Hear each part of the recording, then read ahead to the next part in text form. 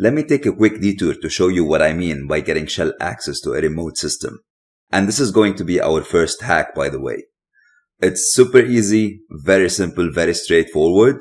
You don't really need to understand how I got there. You just need to see the end result.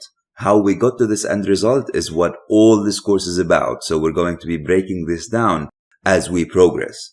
But for now, what I'd like you to see is the end result of the root shell access. So assuming I've done my homework and my due diligence, which is again what all this course is going to be about, I found out that there is a service running on port 1524 on our target system. And I'm going now to be using a tool called Netcat. And Netcat is a networking tool that I can use to connect to any port and communicate with any port over the network. Coincidentally, the port that I'm going to be connecting to right now has the function of giving me a shell. In other words, let's say I'm connecting to port 80 normally using my web browser. Port 80 would have the function or the responsibility of serving me a website.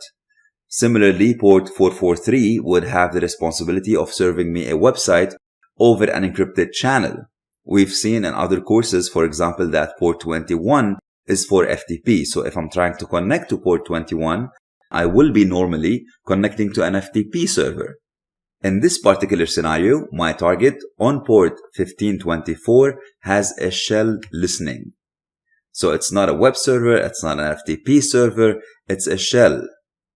And to connect to it, I'm going to be using the Netcat tool that I told you about. And we can use that by typing NC, the IP address, and the port number.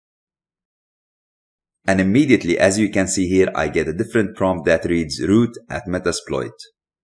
I'm going to run a few commands that we will be introduced to later on in more detail. The first one is who am I? And this is a command to tell me what user am I on the system. And I get a response saying that I am the root user, which is the most powerful user on Linux. I'm going to run another command called ifconfig, and we will be saying these commands again and again, so don't worry if you don't know what these commands are for now. And ifconfig will return to me the IP address of the system that I'm running on. And as you can see here, the IP address is 192.168.190.145. Keep that in mind because this is the IP address of my target that I'll be attacking throughout this course.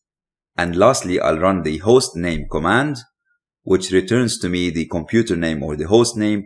And as you can see here, it's Metasploitable. In other words, I have gained shell access on the Metasploitable machine that I'm targeting. This is what we're talking about when we say we got shell. So that was just a quick detour to illustrate what shell or getting shell means, because this is a term that you will be hearing constantly throughout your career as a penetration tester or as an ethical hacker.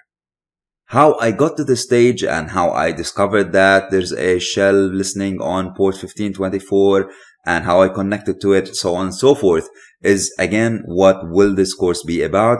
I will be breaking down all these steps as we progress throughout this course.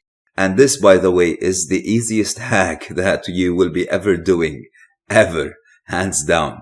It cannot get any easier than this. As a matter of fact, as we progress through this course, you will be seeing different hacks that are increasing in difficulty. Alright, I hope this clarifies what a shell means. Let's move on to the next section.